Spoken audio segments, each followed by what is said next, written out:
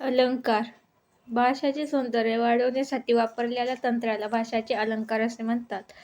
अलंकाराचे दोन प्रकार पडतात, एक शब्द अलंकार, एक अर्थ अलंकार. शब्द अलंकारचे खालील 3 सब पार्ट्स पडतात. पहिला आहे अनुप्रास, दुसरा आहे यमक आणि तिसरा आहे श्लेष. आणि ह्याचे असं भरपूर टाइप्स आहेत ह्याच्या अर्थाचे. आता शब्द अलंकार बघायचे. या प्रकारात केवळ शाब्दिक चमत्कृती साधली जाते. आता या अनुप्रास पहिला आहे टाइप अनुप्रास अलंकार. कवितेच्या चरणात एकच अक्षराची पुनरावृत्ती होणे, म्हणजेच एकच अक्षर डबल डबल येणे, म्हणजेच तेच अक्षर परत परत येणे, त्याला म्हणतात अनुप्रास अलंकार. त्यातील नादामुळे जेव्हा भाषेचे सौंदर्य प्राप्त होते त्याला अनुप्रास. आता एक एक्झाम्पल बघूया. देवा दीनदयाळा, दूर द्रुत दास, दुःख दूर जवळी, शांतीचं मद दे. आता हे मला तेवढं म्हणजे हे ट्युनिंगमध्ये म्हणावं लागते जरा, तर छान दिसते. आता the the the the the the the the the the ची पुनरावृत्ती झाली म्हणजे हे अनुप्रास. आता काकाने काकूचे कामाचे कागद कात्रीने करकर कापून कोपऱ्यात कोपले. आता हे त्याला म्हणतात अनुप्रास अलंकार. यमक. यमक म्हणजेच काय, आता यमक जुळणं, शेवटचे शब्द असं जुळतात ना जरा, ट्युनिंग, त्याचं ट्यून जुळणं म्हणजे यमक. आता वेगवेगळ्या अर्थाने असणाऱ्या परंतु उच्चारात समान असणाऱ्या शब्दाचा वापर चरणात ठराविक ठिकाणी केल्यामुळे जो नाद निर्माण होऊन जे सौंदर्य प्राप्त होते त्यास यमक असे म्हणतात. सुसंगती सदा घडो, सुजन वाक्य कानी पडो, कलंक मातीचा घडो, विषय सर्वथा नावडो. म्हणजेच काय, आता घडो, पडो, झडो, नावडो. आता हे सगळे कसे झाले, रायमिंग झाले. आता मना सज्जना भक्ती पंथीची जावे, तरी श्री हरी पाविजे तो स्वभावे. जावे, स्वभावे. आता हे जसं रायमिंग आहेत, हे जुळलेत म्हणजे यमक. आता श्लेष. श्लेष म्हणजेच काय असते, एका शब्दाचे 2 अर्थ तयार होणे. आता एका शब्दाचे 2 अर्थ म्हणजे श्लेष. हे मेघा तू सर्वांना जीवन देतोस. मेघा म्हणजे एक तर आयुष्य, जीवन देतोस म्हणजे आयुष्य देतोस, नाही तर पाणी देतोस.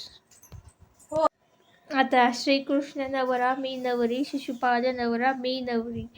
जर श्रीकृष्ण नवरा असेल तर मी त्याची बायको व्हायला तयार आहे, आणि शिशुपाल असेल तर मी होणार नाही. असं ही न व री हे डॅश आले ना, म्हणजे नाही होणार नाही असं येते याचा अर्थ, नाही होणार नाही.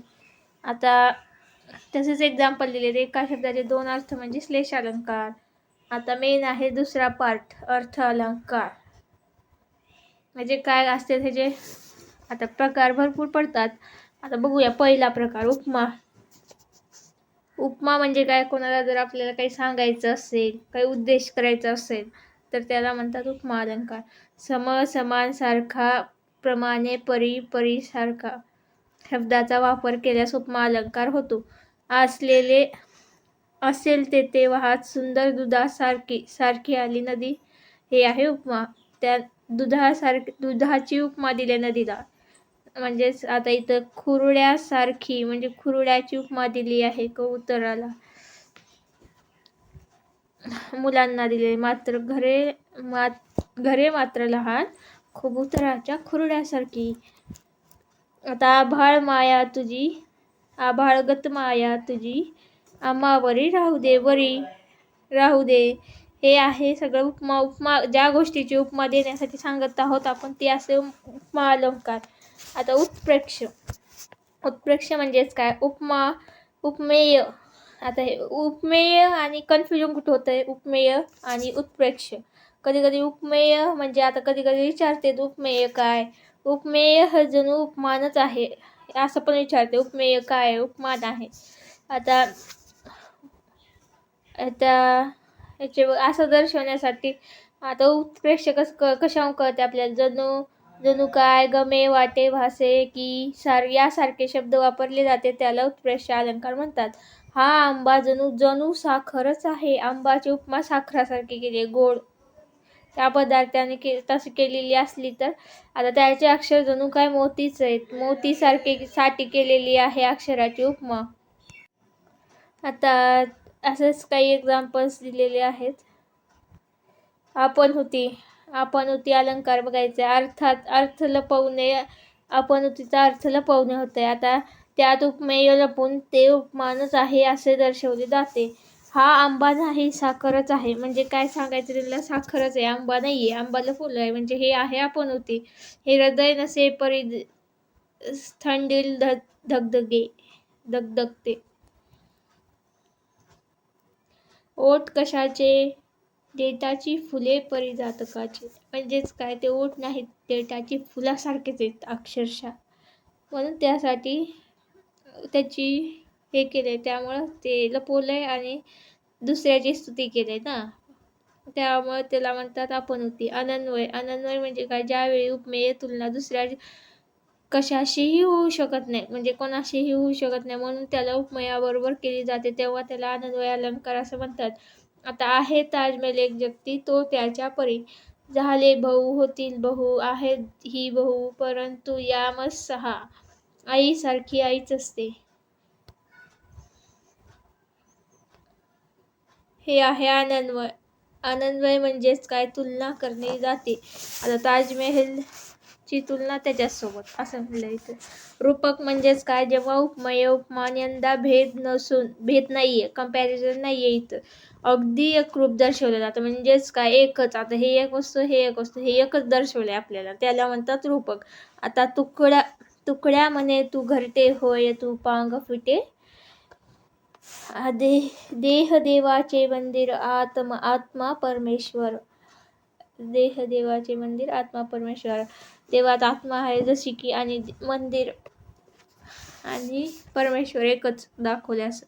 आता ऊठ पुरुषोत्तमा, वाट पाहे रमा, दवी मुख चंद्रमा, सकळी कासी. आता वाघिणीचे दूध प्याले, वाघ बच्चे पाकडे. जेथे माणुसकीची यंत्रे अखंड चालू असतात, कुठे बुडला पलीकडे तो सोन्याचा गोळा. आता सोन्याचा गोळा पलीकडे कुठे बुडला, म्हणजे सूर्यास्त होत आहे, त्यामुळं ते हे वाक्य उद्देशून दिले. त्यासाठी सूर्य मावळत असताना कुठे बुडला तो पलीकडे सोन्याचा गोळा. आता अतिशयोक्ती म्हणजे काय, ओव्हर ॲक्टिंग, ओव्हर, एक्स्ट्रा, बिना कामाची गोष्ट. अतिशयोक्ती म्हणजे ओव्हर. आता एखादी कल्पना आणि त्यापेक्षा खूप फुगून सांगणे, म्हणजे एक्स्ट्रा सांगणे. काही लोक करतात, एक्स्ट्रा सांगतात, स्वतःची तारीफ एक्स्ट्रा करतात, तसंच. आता जो अंबरी उफळता खूर लागलेले, तो चंद्रमा निज तनुवरी डागला आहे.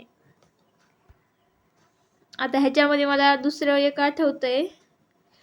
इथं एक एक्झाम्पल आहे की, ती रडली समुद्रासारखं कोण रडू शकत नाही ना, म्हणजे समुद्र एवढं रडू शकत नाही, समुद्राचं पाणी किती जास्त असतंय, तर ते एक्स्ट्रा सांगितले. ती रडली समुद्र.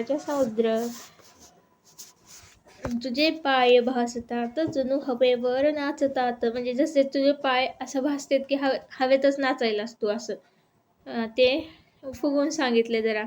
आता दृष्टांत म्हणजे काय, एखादा विषय पटवून सांगण्यासाठी एखादा दाखला दिलेला दृष्टांत अलंकार असते. आणि या अलंकार साध्यमावर आणि वैधम्यावर आधारित भेद असते. आता लहानपण दे ग देवा, मुंगी साखरेचा रवा, ऐरावत रत्न थोर, त्यास अंकुशाचा मार. म्हणजेच काय, इथं काय सांगितलंय, लहान असलेल्या मुंगीला साखर भेटते, पण ते ऐरावत म्हणजे हत्तीला काय असते, अंकुशाचा मार असते. मग ते ह्याने काय म्हणले, लहानपण दे ग देवा, मुंगी साखरेचा रवा. म्हणजे काय, लहानपणी किती गोड खायला भेटते, म्हणजे किती कष्ट नसेल, असं थोडक्यात. आणि त्याला म्हणतात दृष्टांत असं. आता विरोधाभास म्हणजे विरुद्ध दाखवणं. आता वरकरणी विरोध, पण वास्तविक तसाच विरोध नसतो, तेव्हा विरोधाभास अलंकार असते. जरी आंधळी मी तुला पाहणे, एक तर आंधळी आहे, नाहीतर एक तर बघत असेल. मऊ मेनाहून आम्ही विष्णुदास, कठीण व्रजास भेदू ऐसे. एक तर भेदणार आहे, नाही तर एक मऊ मेनाहून आहे, नाही तर भेदणार नाही, असं. मरणात खरोखर जगते, एक तर मरण आहे, नाही तर एक तर जगणं आहे. चेतना गुणोक्ती म्हणजेच काय, निर्जीव तसेच मानव आकृती कल्पना सजीवाप्रमाणे कृती करते असे आरोप केलेला जातो, म्हणजेच निर्जीव असते. आता एक एक्झाम्पल आहे, चाफा बोलेना, चाफा चालेना, चाफा खंत करी काही केले फुलेना. आता ते चाफा काही बोलू शकत नसते, चालू शकत नसते, तरी चाफाबद्दल असं बोललेलं आहे, ते असे चेतना गुणवते. चेतना च वरून च एक्झाम्पल लक्षात ठेवू शकतात. आता अर्थन्यास म्हणजेच काय, एखाद्या सामान्य विधानाच्या समानार्थी विशेषण उदाहरण किंवा विशेष उदाहरणावरून सामान्य सिद्धांत काढला जातो तेव्हा अर्थन्यास असे अलंकार होतो. आता कठीण समय येताच कोण कामास येते, कोणीच येत नाही हे सांगते ना. ह्यानं कठीण वेळ आली की कोणी येत नाही कामाला वगैरे असं सांगणार, म्हणजेच काय, अर्थ म्हणजेच त्यानं अर्थ काढते. स्वभावोक्ती जेव्हा कोणतेही प्राणी, स्थळ, वस्तू, प्रसंग हुबेहूब पण वैशिष्ट्य वर्णन केले जाते तेव्हा त्याला स्वभावोक्ती अलंकार म्हणतात. अंगवक्र अधरी धरी पावा, गोप वेश हरी तोची जपावा, वाम बाहूवर गालही डावा, वा जपावा पावा. आणि 3 ओळीचं आहे किंवा 4 ओळीचा असं समजा. आता पंक्त्यासारखं असलं म्हणजे स्वभाव, स्वतःचा स्वभाव सांगायला ना ते. आता चिमुकली पगडी झळके शिरी, चिमुकली तलवार धरे करी, चिमुकली चढवी वर चोळना. आता चिमुकली सदार निघेरणा. ह्यालाच आता हे सगळे स्वभावाची गोष्टी सांगणार म्हणजे स्वभावोक्ती. आणि व्याज स्तुती म्हणजेच काय, बाहेर उगाच स्तुती करायचं पण मनातून करायचं नाही, मनातून निंदा करायचं किंवा बाहेर निंदा करणे, यालाच व्याज स्तुती म्हणतात.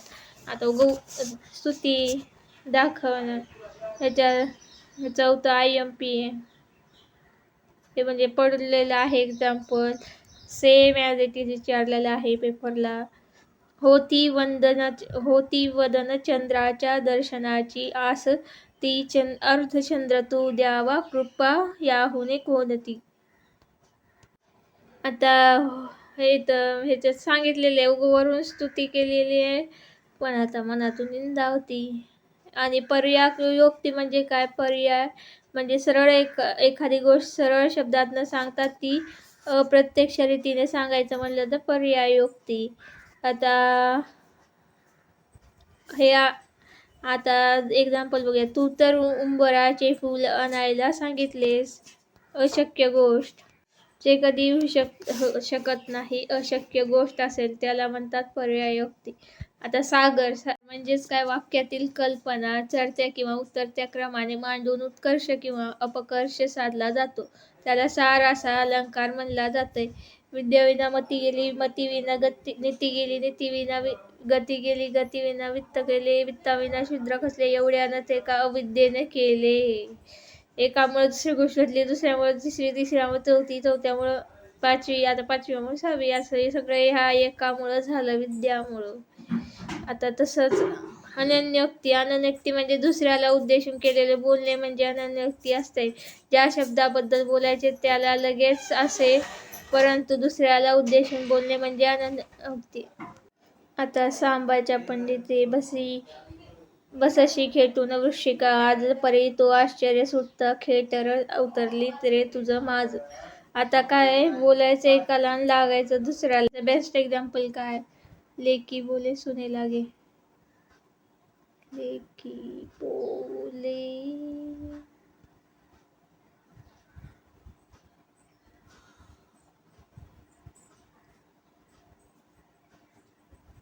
सुने लागे. आता संसदेह म्हणजेच काय, उपमेय कोणते, उपमान कोणते असा संशय निर्माण करणे होऊन त्या मनाची द्विधा अवस्था होते, त्यावेळी संसदेह अलंकार असते. हा दंडखोर की साप, दंडखोर तर असं नाही, साप असं, त्या दंडखोराला साप म्हणले किंवा त्या सापाला दंडखोर, दोरखंड म्हणले.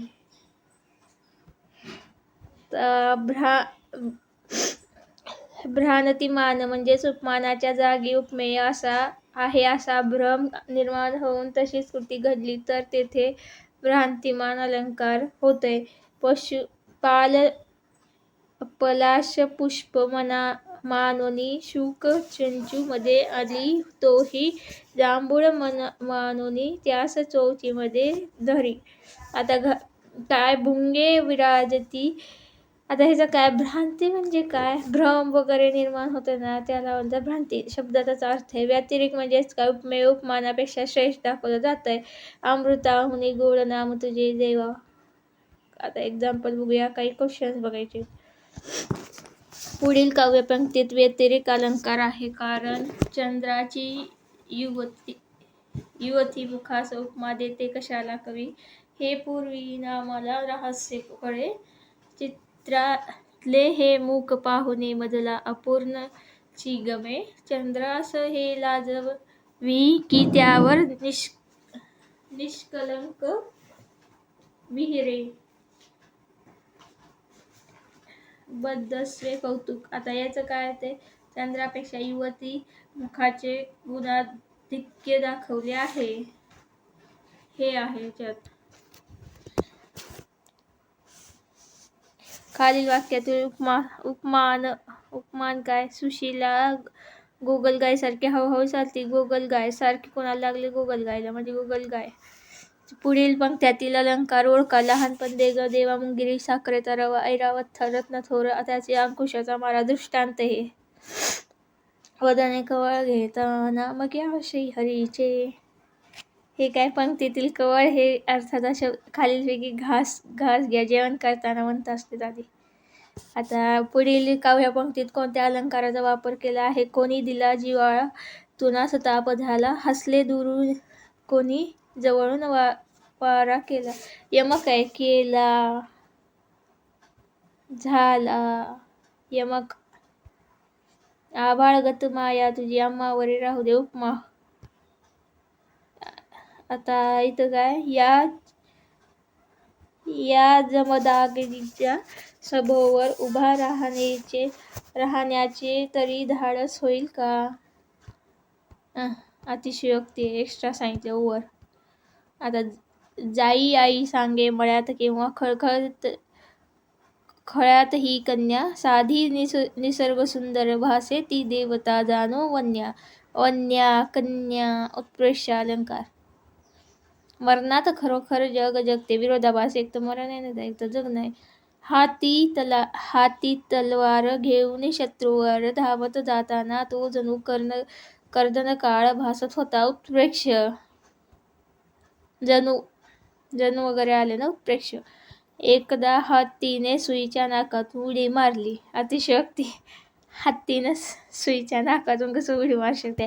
सुई किती बारीक असते, एवढीच असते सुई अशी, त्याच्यातून हत्ती कसं जाऊ शकते.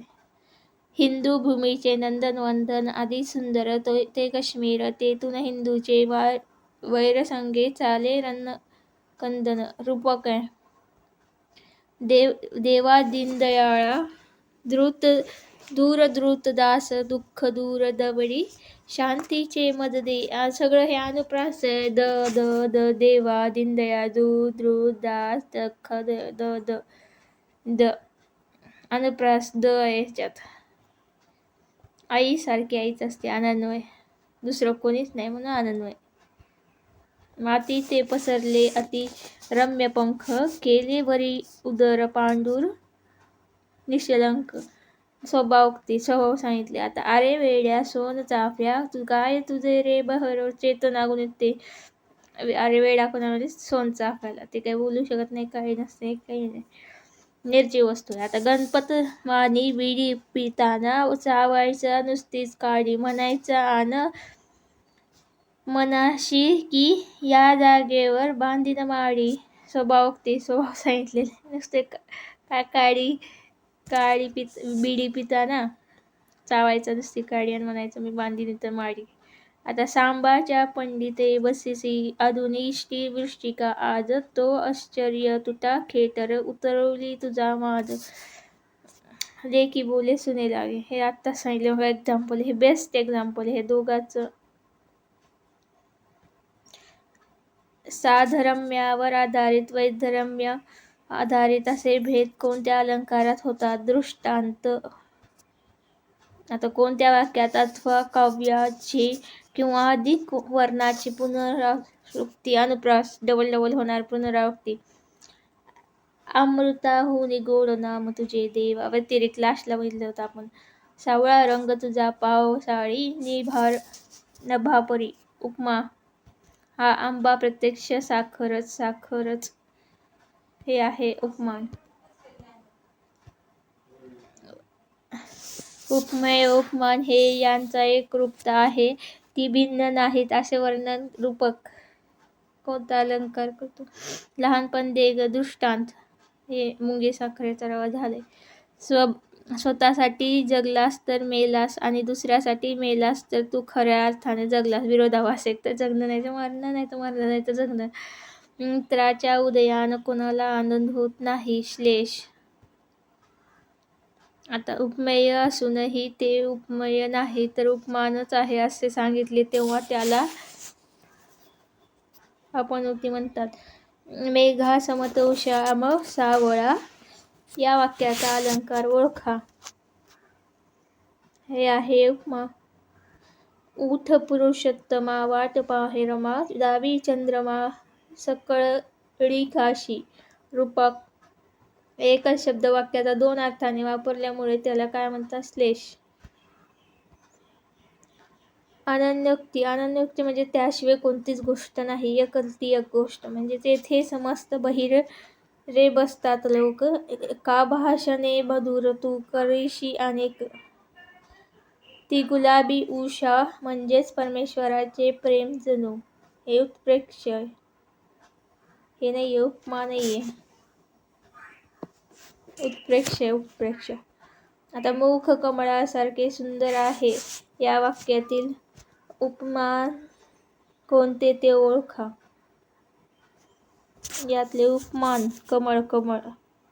सारखं कुणाला जोडले? कमळाला, म्हणून कमळासारखे ते उपमान.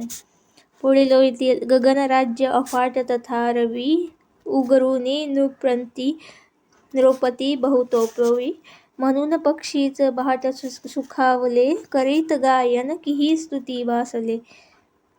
फलोत्प्रेक्ष आहे. म्हणजे प्रत्यक्ष गमय वाटे भासे हे असं असलं फलोत्प्रेक्ष. आता साहित्यातील अश्लीलता या विषयावर निबंध कोणत्या निबंध प्रकारात येतो? वाङ्मय. दिलेला विषय वाङ्मय निबंध म्हणजे प्रकरणात मोडतोय.